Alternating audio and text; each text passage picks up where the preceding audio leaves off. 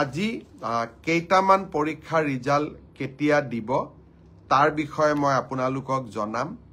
গোটেই কেইটা পৰীক্ষাৰ ৰিজাল্ট কেতিয়া দিব সেই বিষয়ে জনাবৰ বাবে মই আজিয়ে সক্ষম নহম কিন্তু কেইবাটাও পৰীক্ষাৰ ৰিজাল্ট আমি কেতিয়া দিম তাৰ বিষয়ে মই আপোনালোকক আজি জনাব বিচাৰিম মই আগতে কৈছো যে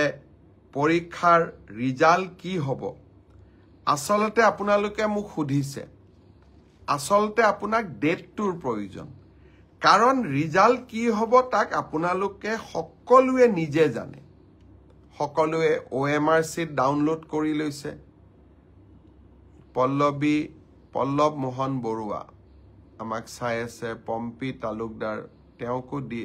ডিটিৰ কিবা প্ৰমোচনৰ কথা ভাস্কৰ শৰ্মা চাই আছে প্ৰদীপ বৰাই চাই আছে নন্দু পখৰেল তেখেতে চাই আছে আজি এটা ভাল খবৰ দিওঁ মই পাহৰিয়ে গৈছিলো অসমৰ কাৰ্বি আলঙৰ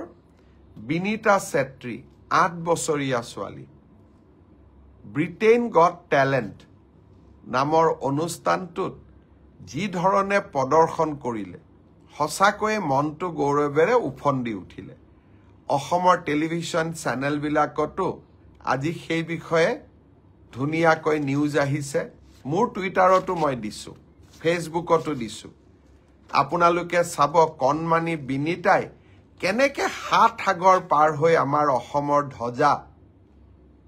উচ্চ শৃংগৰ আৰোহণ কৰোৱালে আপোনালোক সকলোৱে তাইৰ অনুষ্ঠান চাব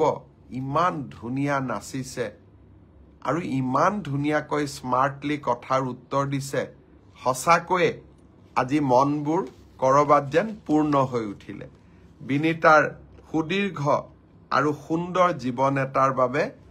মা কামাখ্যাৰ ওচৰত প্ৰাৰ্থনা জনালো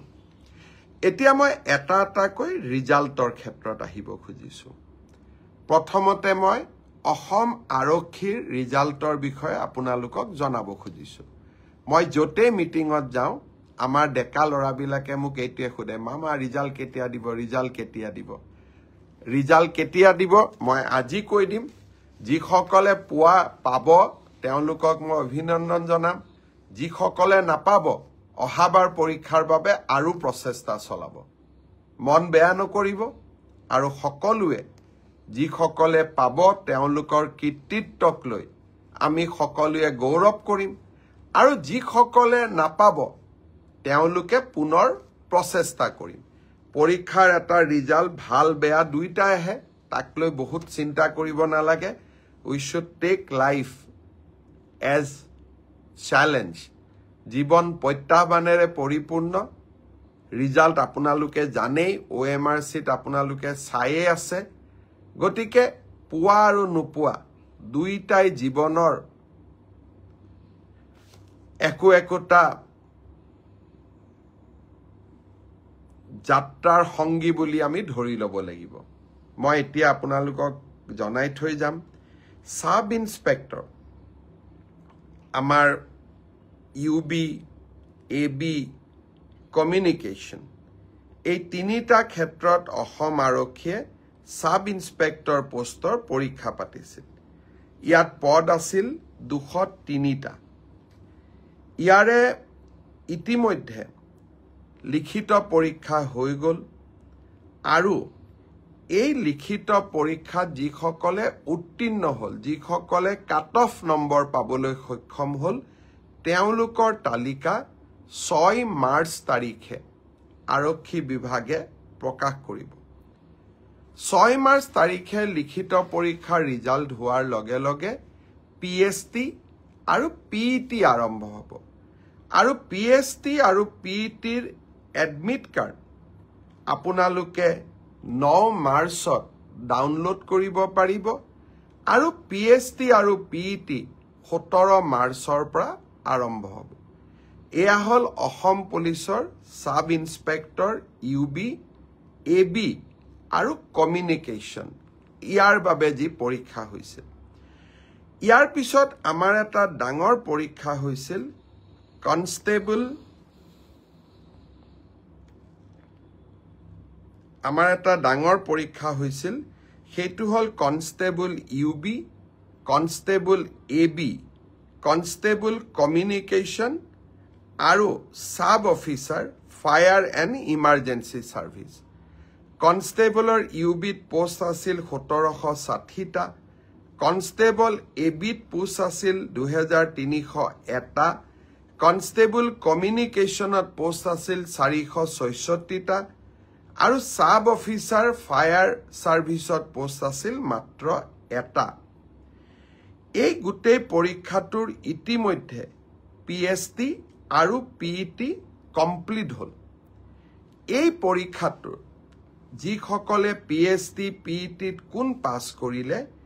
ইয়াৰে ৰিজাল্ট অসম আৰক্ষীয়ে 12 মাৰ্চ তাৰিখে ঘোষণা কৰিব অৰ্থাৎ কনষ্টেবল ইউবি এবি পৰীক্ষাৰ প্ৰথম ৰিজাল্ট 12 মাৰ্চ তাৰিখে প্ৰকাশিত হ'ব ইয়াৰ পিছত আপোনালোকে নিজেও জানে যে এটা লিখিত পৰীক্ষাত আমি অৱতীৰ্ণ হ'ব লাগিব আৰু এই লিখিত পৰীক্ষাটিৰ বাবে যিসকলে কাট অফ মাৰ্ক পাবলৈ সক্ষম হ'ব তেওঁলোকে এডমিট কাৰ্ড 17 মাৰ্চৰ পৰা ডাউনলোড কৰিব পাৰিব আৰু ফাইনেলি এবি ইউবিৰ ৰিটেন টেষ্ট 23 মাৰ্চত অনুষ্ঠিত হ'ব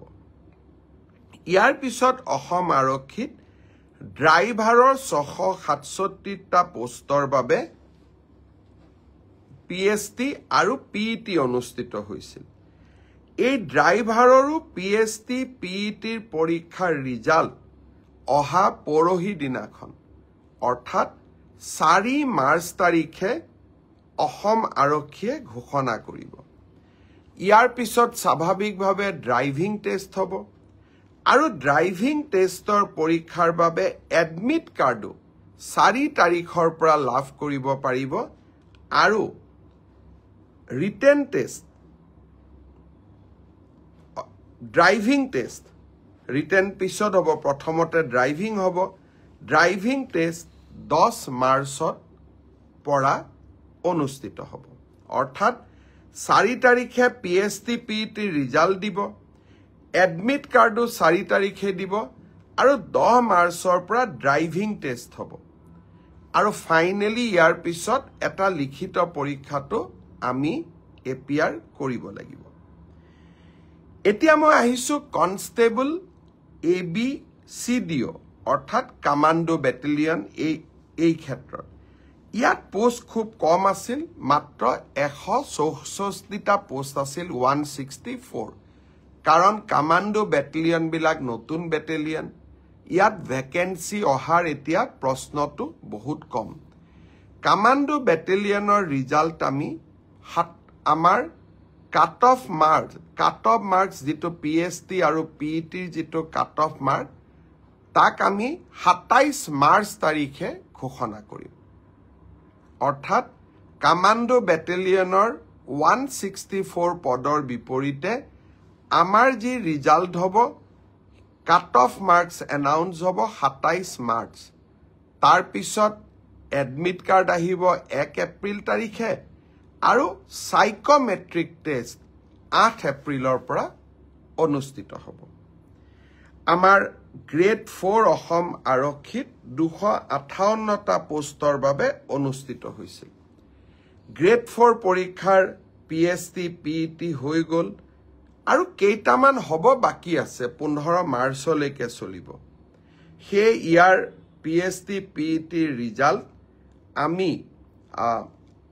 দিওতে কিছু পলম হ'ব 30 এপ্ৰিল পাবগৈ এয়া হল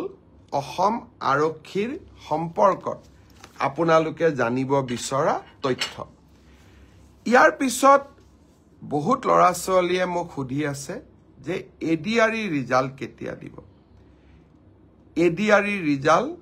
7 মাৰ্চ শুক্ৰবাৰে আমাৰ গ্ৰেড 3 আৰু গ্ৰেড 4ৰ যি আমাৰ ৰিক্ৰুটমেন্ট কমিশন আছে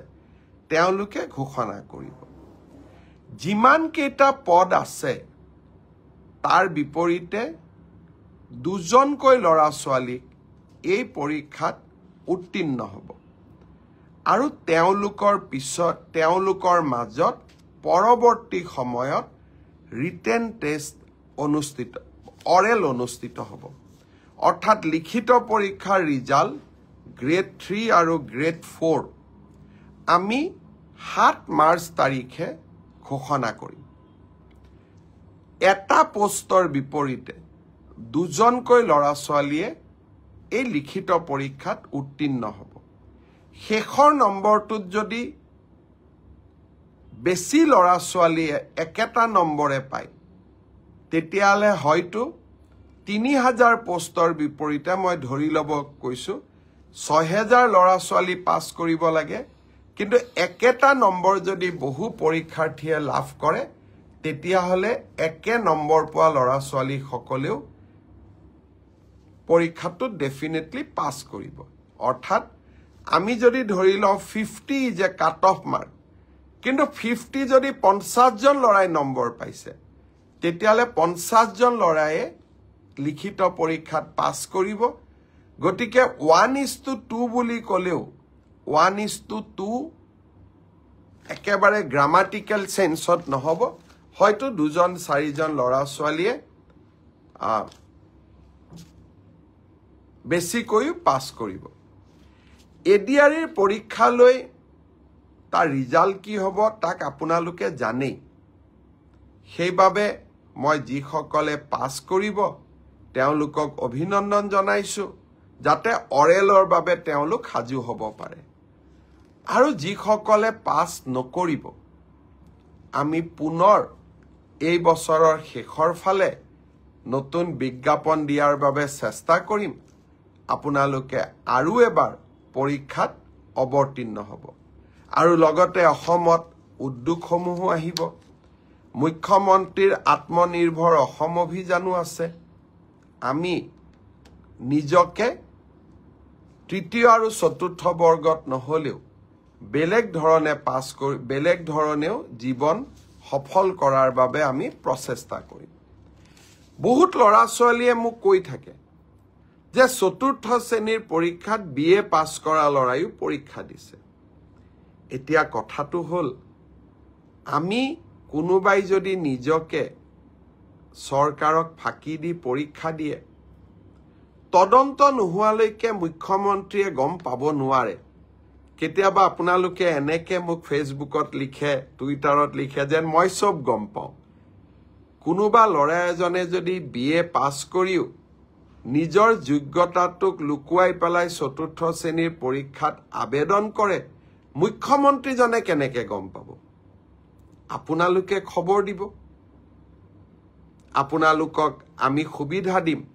যে এনে যিসকল লোকে আপোনালোকে দেখিব যে লিখিত পৰীক্ষাত পাছ কৰিছে কিন্তু এডুকেশ্যনেল কোৱালিফিকেশ্যনক তেওঁলোকে লুকুৱাই ৰাখিছে আমি সুবিধা দিম আপোনালোকক অভিযোগ দিয়াৰ বাবে যাতে অৰেল পৰীক্ষা হোৱাৰ আগতে বা মৌখিক পৰীক্ষা হোৱাৰ আগতে আমি আপোনালোকৰ অভিযোগবোৰ